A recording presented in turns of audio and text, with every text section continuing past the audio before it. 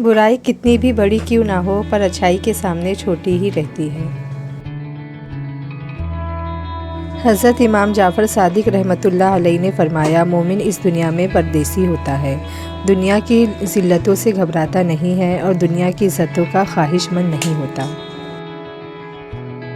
امیر المومنین حضرت سیدنا علی ابن ابو طالب کرم اللہ تعالی وجہہ کریم نے فرمایا، آدمی کی ہلاکت زیادہ گفتگو کرنے میں ہوتی ہے۔ حضرت امام محمد باقر علیہ السلام نے فرمایا، دعا بلا کو رد کرتی ہے اگرچہ کیسی ہی سخت ہو۔ حضرت امام علی علیہ السلام نے فرمایا، تمہارا بہترین تجربہ وہ ہے جس سے تمہیں نصیحت حاصل ہو۔ حضرت امام علی علیہ السلام نے فرمایا، تمہارا رزق تمہاری تلاش میں ہے، آرام سے رہو۔ بد اخلاق انسان کی مثال اس ٹوٹے ہوئے گھر کی طرح ہے جو قابل استعمال نہیں رہتا۔ حضرت امیر المومنین علی علیہ السلام نے فرمایا، ہر کام کو اسی دن مکمل کرو کیونکہ ہر دن کا اپنا ایک کام ہوتا ہے۔ حضرت امام علی علیہ السلام نے فرمایا، تجربے سے عبرت حاصل کرو۔ حضرت علی علیہ السلام نے فرمایا، اپنے نفس کو قسم کھانے کا عادی نہ بناؤ، بے شک زیادہ قسم کھانے والا گناہ سے محفوظ نہیں رہتا۔ حضرت امیر المومنین امام علی علیہ السلام نے فرمایا، جو شخص ہر کام میں اپنی تعریف کا خواہش مند ہو وہ ریاکار ہے۔ تھوڑا سا عمل جسے پابندی سے انجام دیا جائے اس کثیر عمل سے بہتر ہے جس سے آدمی اکتا جائے۔ کیوں خود کو اذیت میں ڈال رکھا ہے؟ اللہ پر بھروسہ رکھو، کس کو کب اور کیا دینا ہے وہ خوب جانتا ہے اور در حقیقت وہ تمہیں بہترین سے نوازے گا۔ وقت میں قرآن کے لیے وقت نکالیں گے تو باقی دن میں خود بخود برکت پڑ جائے گی۔ انقلاب وہاں آتے ہیں جہاں ظلم کرنے والا ایک ہو، جہاں ہر شخص اپنے حصے کا ظلم کرے وہاں انقلاب نہیں عذاب آتے ہیں۔ مکھی جب چائے میں گر جائے تو لوگ چائے پھینک دیتے ہیں، لیکن وہی مکھی اگر دیسی گھی میں گر جائے تو لوگ کبھی بھی اس دیسی گھی کو نہیں پھینکتے۔ لوگ اپنے مفادات کو دیکھ کر اصول اور آداب کا ڈھونگ رچاتے ہیں اور اگلے کی طاقت اور حیثیت دیکھ کر فیصلہ کرتے ہیں۔ ایمان جب انسان کے اندر اپنی جڑیں مضبوط کر لیتا ہے تو گناہ مشکل اور نیکی آسان ہو جاتی ہے، دل نرم اور آنکھیں نم رہتی ہے۔ اے میرے رب، ہمیں ان ہدایت یافتہ لوگوں میں شامل فرما جو صراط مستقیم پر ہے، جو توبہ کرتے ہیں، جو تیرا شکر ادا کرتے ہیں۔ آمین ثم آمین۔ جو لوگ بد دعائیں دیتے ہیں وہ اللہ کے انصاف پر بھروسے میں کمزور ہوتے ہیں، کیونکہ جب اللہ کی عدالت میں معاملہ رکھ دیا تو پھر یقیناً فیصلہ انصاف کا ہی ہوگا۔ کبھی بھی جج ملزم کو مظلوم سے پوچھ کے سزا نہیں دیتا۔ کوئی آئینہ انسان کی اتنی اچھی تصویر نہیں دکھا سکتا جتنا کہ گفتگو۔ اگر خواتین چاہتی ہے کہ ان کے شوہر فرشتہ صفت ہو تو پہلے گھر کو جنت بنائے، فرشتے دوزخ میں نہیں رہ سکتے۔ اگر مرد چاہتے ہیں کہ ان کو حوریں بطور بیوی ملے تو پہلے خود کو انسان بنائے، حوریں شیطانوں کو نہیں ملا کرتی۔ اپنے بچوں کو نیکی کی راہ دکھاؤ، وہ اس پر چل کر خوش رہیں گے، ورنہ اگر وہ نیک نہ بنے تو دولت کے انبار بھی انہیں خوشی نہ دے سکیں گے۔ اللہ تعالیٰ تمہارے لیے 3 باتیں پسند نہیں کرتا: بلا وجہ کی گپ شپ، فضول خرچی، لوگوں سے بہت مانگنا۔ حضرت فاطمہ رضی اللہ تعالیٰ عنہا نے فرمایا، اگر تمہارے گھر کوئی مہمان آئے اور وہ بھوکا چلا جائے تو گویا وہ کسی قبرستان میں آیا تھا۔